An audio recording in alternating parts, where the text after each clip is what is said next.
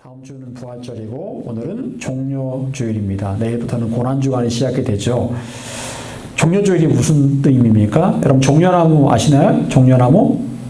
예, 가끔씩 이렇게 보실 텐데 가로수로 있는 나무인데 쫙 펼쳐져가지고 부채처럼 된 나무가 있습니다. 그게 종려나무인데 예수님께서 예루살렘에 입성하실 때 사람들이 그 종려나무 가지를 들고 흔들었다 해서 종료주일이다라고 그렇게 말을 합니다. 이제 예수님께서는 이번 주간 고난을 받으시고 또 금요일에 십자가를 지시게 됩니다. 이거는 이미 예정된 일입니다. 여러분 같으면 내가 이번 주에 고난을 받고 십자가에 못 박혀 죽는다라고 생각하시면 어떻겠습니까? 이번 주에 예정돼 있다, 이 일이. 금요일에 내가 죽는다. 여러분 아마도 그걸 안다면 굉장히 마음이 힘들 겁니다. 여러분 시한부 인생이라는 게 참 그래서 힘든 거예요. 예전에 저희 어머니가 이제 항암 치료를 이제 하시다가 더 이상 안 되셔서 이제 병원에 입원을 하시게 되었는데 의사가 딱 얘기하더라고요. 2주 남았습니다. 2주 안에 돌아가십니다라고 얘기를 하더라고요.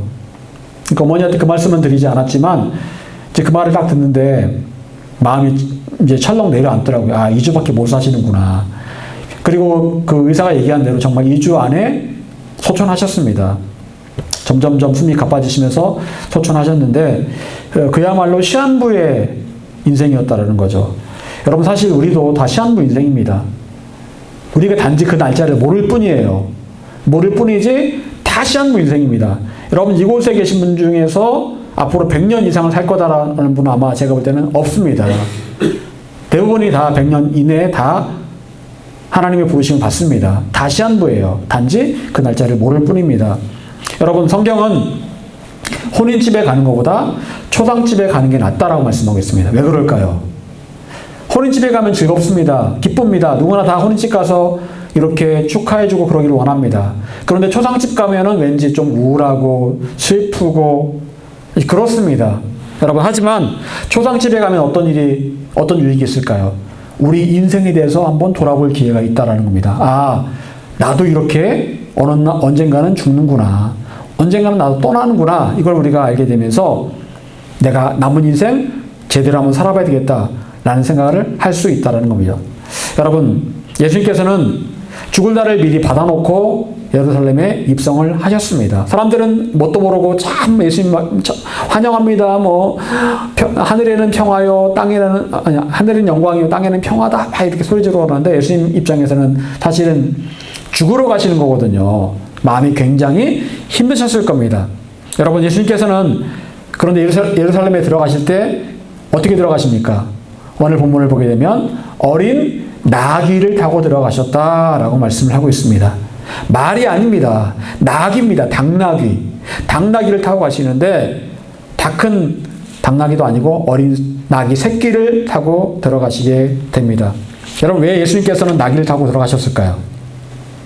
왜 많고 많은 게 있는데 왜 메시아로 오신 예수님께서 굳이 나귀를 타고 들어가신 걸까요? 여러분 예수님께서는요 공생의 사역을 하시면서 한 번도 화려하게 사신 적이 없습니다. 누군가 예수님께 와서 제가 예수님의 제자가 되고 싶습니다 라고 말했을 때 예수님께서 뭐라고 말씀하십니까? 나는 머리들 곳조차 없다. 여우도 머리들 곳이 있는데 나는 머리들 곳조차 없다라고 말씀하십니다. 이 말씀은 무슨 말씀이에요?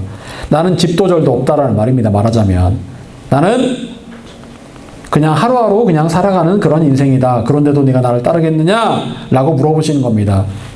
여러분 인간은 기본적으로 보장되고 안정된 삶을 원합니다. 좋은 집, 안정된 직장, 안정된 삶의 패턴을 원합니다. 그런데 예수님께서는 하루하루가 보장되지 않은 삶을 살아가셨습니다. 그리고 제자들에게 이렇게 말씀하셨습니다. 여행을 위하여 지팡이 외에는 양식이나 배낭이나 전대의 돈이나 아무것도 가지지 말며 신만 신고 두 벌 옷도 입지 말라. 아무것도 가져가지 말아라. 전도하러 갈 때 옷도 한 벌만 입고 신도 그냥 네가 신는 신만 하나만 가져가라. 아무것도 가져가지 말아라 라고 말씀하십니다. 무슨 얘기입니까? 인간적으로 준비할 생각하지 말아라. 그래도 너에게 필요한 것이 있다면 누가 채워주시겠다는 겁니까? 하나님께 채워주시겠다라는 거예요. 필요한 것이 있다면 하나님께 채워주실 테니까 굳이 인간적으로 내가 뭔가를 준비하려고 하지 말고 그렇게 하지 말아라라고 말씀하십니다. 여러분, 이건 뭘 말하는 걸까요? 이건 바로 겸손입니다. 여러분, 겸손이 뭡니까? 나를 의지하지 않는 거예요. 오직 하나님만 의지하는 게 겸손입니다. 하나님만 바라보면서 하나님께서 주신 것들만 먹고 사는 게 바로 겸손입니다. 예수님은 겸손하셨습니다. 그리고 겸손의 그 모습을 나귀를 타고 들어가는 모습으로 보여주신 거예요. 상징적으로 보여주신 겁니다. 나는 온유하고 겸손하니 라고 예수님 말씀하셨습니다. 여러분, 교만한 사람은 자신을 의지합니다. 자신만을 의지합니다. 내 계획, 내 생각, 그래서 내 계획대로 어떤 일이 진행되지 않으면 불안하고 염려되고 그렇습니다. 기도를 한다고는 합니다. 하지만 기도는 그저 형식일 뿐 늘 마음의 중심은 자기 자신입니다. 그런데 겸손한 사람은 나를 의지하지 않고 하나님만 의지합니다. 먹는 것, 입는 것, 자기 인생의 모든 길을 하나님께 맡깁니다. 여러분, 제가 병원을 일주일에 3번씩 다니잖아요. 내게 이 투석이 왜 힘든 줄 아세요? 나오면 혈압이 뚝 떨어집니다. 혈압이 100m로 떨어져요. 제가 원래 고혈압이잖아요. 근데 투석을 받으면 혈압이 많이 떨어집니다. 100m로 떨어집니다. 그리고 이 몸무게를 많이 빼면 뺄수록 혈압이 더 많이 떨어집니다.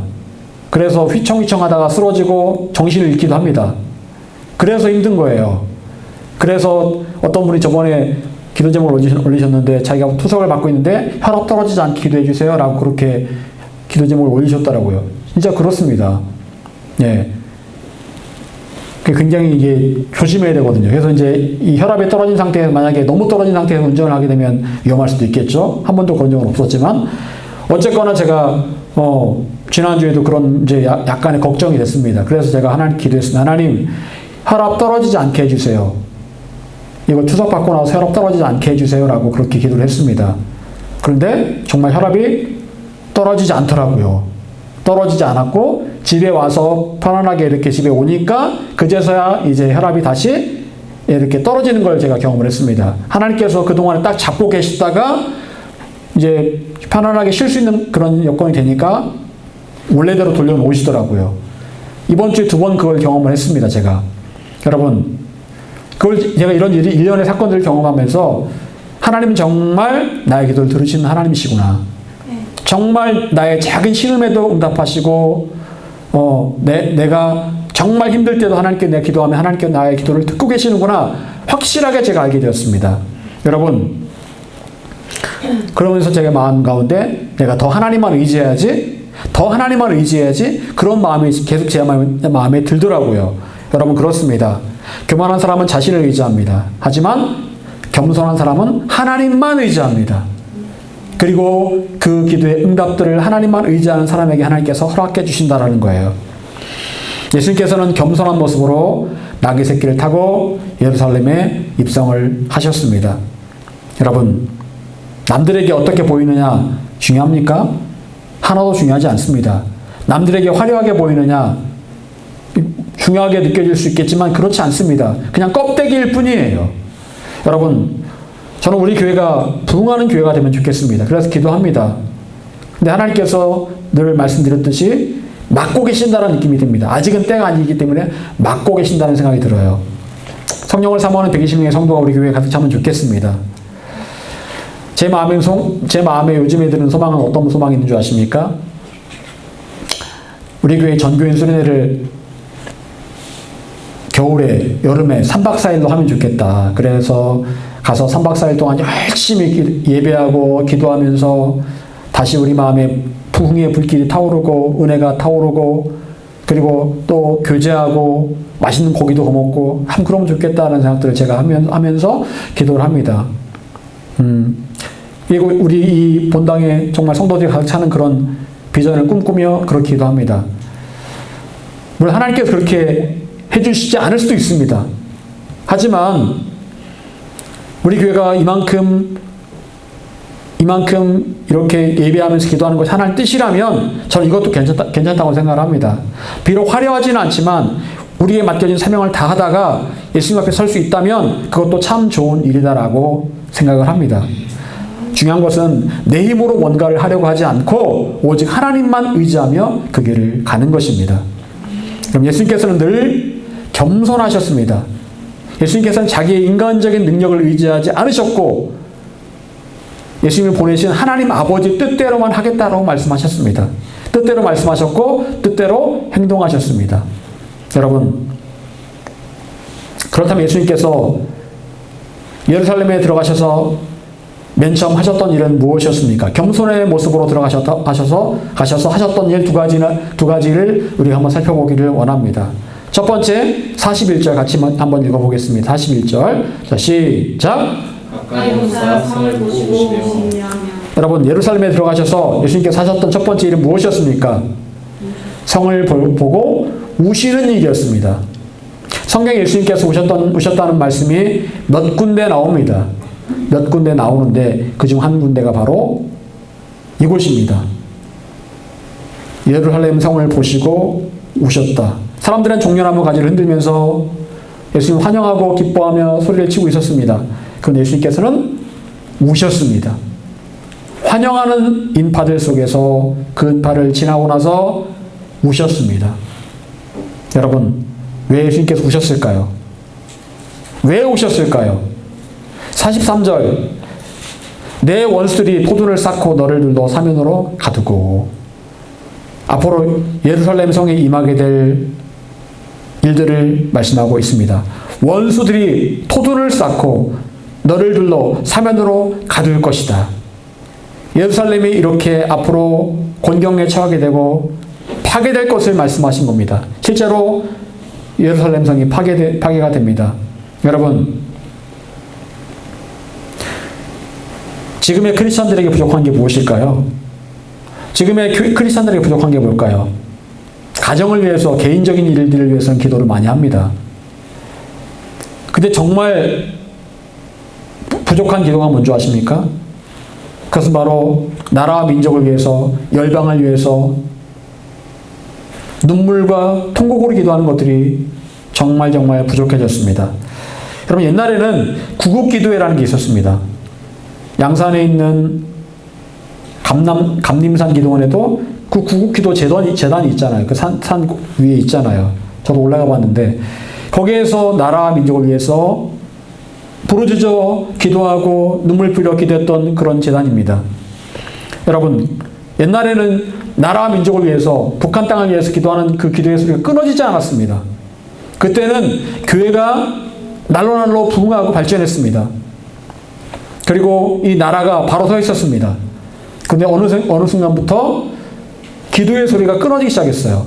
옛날에 기도하셨던 분들이 다 소천하시고 돌아가시고 지금의 세대는 나라와 민족을 위해서, 북한 땅을 위해서 기도하지 않습니다. 열방을 위해 기도하지 않아요. 그저 자기 하나 예수 믿으면 그만이지라고 생각하며 그렇게 겨우겨우 목숨 부지하며 살아가는 것 같아요. 여러분, 제가 어제 한 영상을 보았는데요. 왜 청년들이, 옛날에 교회를 다니던 청년들이 교회를 다니지 않나? 설문조사를 했고 그 설문을 바탕으로 인터뷰를 진행하고 그걸 다큐를 만들었더라고요. CGN TV에서. 근데 청년들이 말하는 게 참 마음이 너무 아프더라고요. 왜 교회를 안 나오냐 했더니 어떤 청년들이 하는 얘기가 자기는 교회에서 자기만 교회에 나온대요. 근데 다른 청년들, 자기 친구들은 아빠가 뭐 교회 집사님이고 엄마가 집사님이고 권사님이고 장로님이래요. 근데 어느 순간인가 자기는 그 자리에 설 자리가 없더라는 거예요. 다 끼리끼리 모이고 나만 왕따 된 느낌? 그래서 교회를 안 다닌답니다. 어떤 청년은요, 교회에서 반주를 했는데, 오랫동안 반주를 해왔는데, 뭔 일만 있으면, 야, 너 와서 반주 좀 해라. 너무 힘들고 자기도 바쁜데, 무조건 반주만 시켜가지고, 은혜도 못 받고 맨날 반주만 시켜가지고, 열받아서 교회 그만뒀대요. 어떤 청년은요, 교회에서 목사님이 허구한 날 정치적인 얘기만 해가지고, 뭐 어떤 당을 찍어라, 뭐 어떤 당을 찍어라, 하도 정치적인 얘기를 많이 해가지고 교회를 그만뒀답니다. 듣기 싫어가지고요. 실제로 제 동생이 다니는 교회 목사님이 이렇게 어떤 특정한 당을 막 이야기해서 그 교회 성도들이 많이 빠져나갔대요. 여러분, 교회가 어쩌다 보니 복음을 얘기하지 않고 예수님을 얘기하지 않고 이렇게 된 걸까요? 왜 교회가 팔을 나누고 편을 갈라서 네 편 내 편 하며 싸우고 있는 걸까요? 왜 교회에 소송이 끊이지 않습니까? 여러분, 왜 우리는 더 이상 북한 땅을 위해 기도하지 않습니까? 여러분, 앞으로 전 세계에 벌어질 일들은 참 비관적입니다. 전 세계 이제 신냉전 시대가 도래했다고 하죠. 이 우크라이나 전쟁을 통해서 신냉전 시대가 도래했고, 그래서 유럽이 다시 군비 경쟁을 하고 있습니다. 다시금 옛날에 그 닫아놨던 군수 공장을 다시 돌리고 있다는 거예요. 여러분, 앞으로 어떤 일이 벌어질지 정말 낙관적이지 않습니다. 여러분, 지난주 수요일 날 제가 설교를 했지만, 여러분, 예수님 재림 전에 뭐가 있다고 했습니까? 환란이 있다고 했습니다. 어떤 분들은 저도 가능하면 재림 이후에 환란이 있으면 좋겠는데, 예수님께서 직접 말씀하시기를 예수님 재림 전에 환란이 있다고 말씀하셨어요. 그 환란은 너무나 극심한 환란이라 그 날수를 하나님께서 일부러 감하셨다. 왜? 감하지 않으면 아무도 구원받을 육체가 없기 때문에 일부러 감하셨다고 말씀하실 정도로 엄청난 환란이 오게 될 것이다 말씀하고 있습니다. 그리고 말씀에 따르면 성전 가운데 성전에 가증한 우상이 세워지는 그날부터 환란이 시작된다고 말씀하고 있습니다. 아마 제3성전을 말하는 것 같아요. 예루살렘에 제3성전이 세워질 것이고 그 제3성전에 우상이 그 안에 세워지게 되면 그때부터 환란이 시작되는데 그 환란은 엄청난 환란이다라고 분명히 말씀을 하고 있습니다. 여러분, 우리는 앞으로 도래할 그 환란과 어려움들을 위해서 눈물과 통곡으로 기도해야 됩니다. 에스겔서 22장 30절은 이렇게 말씀하겠습니다. 이 땅을 위하여 성을 쌓으며 성 무너진 데를 막아서서 나로 하여금 멸하지 못하게 할 사람을 내가 그 가운데서 찾다가 찾지 못하였으므로. 무슨 말씀이에요? 하나님께서 죄악에 물든 한 도시, 한 지역을 멸하기로 결정하셨습니다. 근데 하나님께서 그들을 보니까 마음이 아프신 거예요. 그래서 그들을 위해서 내가 지금 이들을 멸하려고 하는데 나를 막아설 사람 없느냐? 하나님 안 됩니다. 하나님 한 번만 기회를 주십시오. 하나님 한 번만 이들을 불쌍히 여겨주십시오라고 나를 막아설 사람이 아무도 없느냐? 라고 말씀하시는 거예요.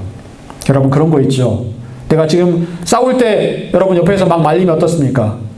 진짜 싸우려고 하는 게 아니라 진짜 막 싸우려고 하는 게 아닌데 옆에서 누가 좀 말려주면 좀 이렇게 못 이기는 척하고서 좀 안 싸우고 싶을 때 있잖아요. 네? 그런 느낌이에요. 그런 느낌. 내가 지금 그냥 이러는데 하나님께서 이러려고 하는데 하나님 참으세요 하나님. 그런 사람을 찾기를 원하신다라는 거예요. 그런데 그런 사람이 아무도 없다라는 겁니다. 여러분, 중보자는 바로 그런 사람을 말하는 겁니다. 하나님 참으세요. 하나님 제발 용서해 주세요. 저들을 용서해 주세요 라고 기도할 수 있는 그런 중보자를 원하고 계신다는 거예요. 이스라엘 백성이 금송아지를 만들어서 섬깁니다. 그때 하나님께서 너무 열받으셔가지고 내가 저들을 다 죽이리라. 모세에게 말씀하시기를, 모세야 내가 너만 데리고 가서 새로운 민족을 만들겠다라고 말씀하시는데 모세가 뭐라고 말합니까? 하나님 차라리 저도 하나님의 생명책에서 지워주시고 하나님 저들을 용서해 주십시오 라고 모세가 자기 목숨을 걸고 하나님을 막아섭니다. 하나님께서 마지못해 너의 기도를 내가 듣고 그래 용서해 주겠다라고 말씀하십니다. 모세가 그 이스라엘을 구했던 사람이에요. 여러분, 소돔과 고모라가 멸망당할 때 그 사실을 알게 된 아브라함이 어떻게 말합니까? 하나님, 저 땅에 의인이 있으면 어떻게 하시겠습니까? 하나님과 딜을 합니다. 아브라함이요. 그 정도로 아브라함도 중보하는 사람이었어요. 여러분, 그런 사람을 찾고 계신다라는 겁니다. 내 문제, 나의 가정, 나의 삶 중요합니다. 하지만 하나님께서 우리에게 원하시는 것은 열방을 향해서, 북한 땅을 위해서, 죽어가는 가족들을 위해서 기도할 그 한 사람이 바로 네가 되어라 라고 말씀하고 있는 거예요. 눈물로 통곡으로 기도하는 중보자가 되어라 라고 말씀하십니다. 그런 사람이 바로 하나님께 사용하신 위대한 중보자, 위대한 동역자입니다. 여러분, 우리는 예수님 같은 그런 삶을 살아야 됩니다. 예루살렘 성을 향해서 눈물을 흘릴 줄 아는 그런 예수님 같은 그런 중보자의 삶을 살아가야 되는 것입니다. 또한 예수님께서 예루살렘에 입성하신 이후에 하셨던 일은 무엇이었습니까? 45절, 46절 같이 읽어보겠습니다. 45, 46절. 자, 시작. 성전에 들어가서 장사하는 자를 내쫓으시며 그에게 이르시되 기록되마 내 집은 기도하는 집이 되리라 하였거늘 너희는 강도의 소리를 만들었도다 하시니라. 아멘. 사람들 예수님을 막 환영합니다. 종려나무 가지를 들고 환영합니다. 여러분, 환영하는 사람들 가운데는 아마 성전에서 장사하는 사람들도 분명히 있었을 겁니다. 예수님께서 성전에 들어가셔서 어떻게 하십니까? 성전이 보니까 개판입니다. 성전에 막 소 울음소리, 양 울음소리부터 해가지고 막 그 온갖 배설물 냄새, 그리고 환전상들이 돈을 바꿔주는. 여러분, 그 당시에는 어땠습니까? 제가 여러 번 말씀드린 적이 있는데, 먼 곳에서 가축을 끌고 와야 됩니다. 왜냐하면 거기서 성전에 와서 잡아야 되는데 가축을 끌고 옵니다. 그런데 오다 보면 가축들이 상태가 안 좋아지겠죠. 뺏상 마르고 때로 다치기도 하고, 그러니까 아예 돈을 들고 와서 거기에 가축을 사는 거예요. 성전에서. 그래서 성전에 가축을 파는 사람들이 있습니다. 좋은 가축을 파는 사람들이. 그리고 각 나라에 돈을 들고 오는데 성전에 내려면 통일된 화폐를 내야 되는 겁니다. 그러니까 환전을 해주는 거예요. 환전상들이 있었고 가축상들이 있었습니다. 제사장의 묵인하에 이런 일들이 이루어지고 있었습니다. 제사장도 손해볼 거 없는 거죠. 왜냐하면 어차피 가축을 잡으면 그 가축, 그건 누가 먹는 거예요? 본인들이 먹는 거잖아요. 그런데 안 좋은 가축 먹느니 좋은 가축 잡아서 나중에 제사 드리고 난 다음에 본인이 취해야 될 게 있는데, 안 좋은 가축 먹느니 좋은 가축 먹는 게 좋잖아요. 그러니까 적당한 묵인하에 이런 일들이 이루어지고 있었습니다.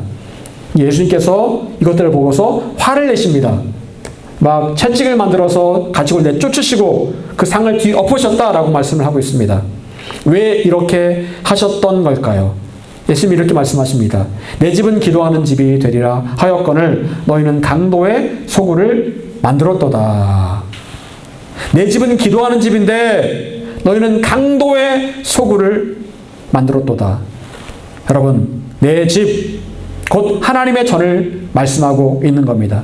하나님의 전에, 성전의 존재 목적이 무엇일까요? 기도하는 집, 예배하는 집입니다. 하나님 만나는 곳이에요. 성전은 하나님께서 임재하시는 곳이고, 우리의 영과 마음이 새로워지는 곳이 바로 성전입니다. 그런데 성전에서 장사를 하고, 환전을 해주고, 이득을 취하고, 예수님 표현대로 강도가 득실득실 됐다라는 겁니다. 여러분, 그런 곳에서 하나님께 집중하기는 어려웠을 겁니다. 여러분, 우리에게 성전은 어떤 곳이 되어야 됩니까? 시편 84편 10절 주의 궁정에서의 한 날이 다른 곳에서의 첫날보다 나은즉 악인의 장막에 사는 것보다 내 하나님의 성전 문지기로 있는 것이 좋사오니. 시편 기자는 말합니다. 성전에서 하루 사는 게 다른 데서 첫날 사는 것보다 낫다. 그 정도로 성전을 사모하고 하나님 은혜를 사모한다는 말입니다. 은혜 받았기 때문에 성전이 좋다라는 거예요. 여러분, 우리에게 성전은 그런 곳이어야 합니다. 성전은 하나님을 깊이 만나고 내 마음의 안식처 같은 곳이어야 합니다. 내가 정말 힘들 때 성전에 나와서 기도하면 내 마음이 힘을 얻고 다시 살아갈 용기를 얻는 곳이 바로 성전이 되어야 합니다. 그런데 지금의 현재의 성전은 어떻습니까? 아까도 말씀드렸지만 하나님 임재를 경험하는 곳이 아니라 성전에서 사람들이 팔을 나눠서 싸웁니다. 교회에서 니파 네파 나눠서 싸웁니다. 서로 고소하고 고발하고. 지금 얼마나 많은 교회가 무너져가고 있습니까? 교회당이 얼마나 많은 교회당이 세상에 팔리고 있습니까? 술집으로 바뀌고 클럽으로 바뀌고 있습니까? 여러분, 이 마지막 때 우리는 성전을 새롭게 해야 됩니다. 이 마지막 때 교회는 거룩함을 회복해야 됩니다. 예수님 당시에도 교회는 타락했었고 지금은 더욱더 타락했습니다. 교회는 물질, 권력, 온갖 이권이 가득한 곳이 되어버렸습니다. 성도들은 더 이상 순수함을 잃어버렸습니다. 이게 교회의 현실이에요. 여론조사를 해봤는데 교회를 신뢰하는 사람들이 거의 없더라고요. 교회를 신뢰하는 사람들이 거의 없습니다. 교인들을 신뢰하는 사람들이 거의 없어요. 어떤 사람들이 올렸는데 교회, 그 큰 교회 주변에 아파트가 있는데 주일날만 되면 너무 힘들대요. 그 교회 교인들이 좀 빨리 나가려고 아파트에 주차를 다 해놔가지고 아파트 주민들이 너무 힘들대요. 아무리 민원을 놓고 교회에 가서 좀 이거 좀 교회 주차 문제 좀 해결하려고 해도 교회에서 들은 척도 안 한답니다.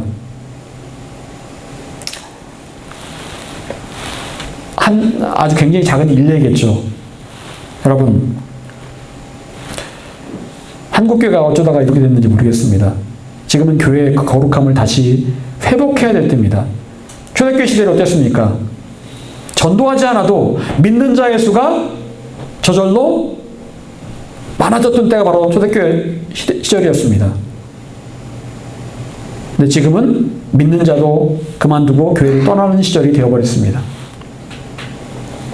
여러분, 또한 성전은 단순하게 교회라는 믿는 자들의 모임만을 말하는 게 아닙니다.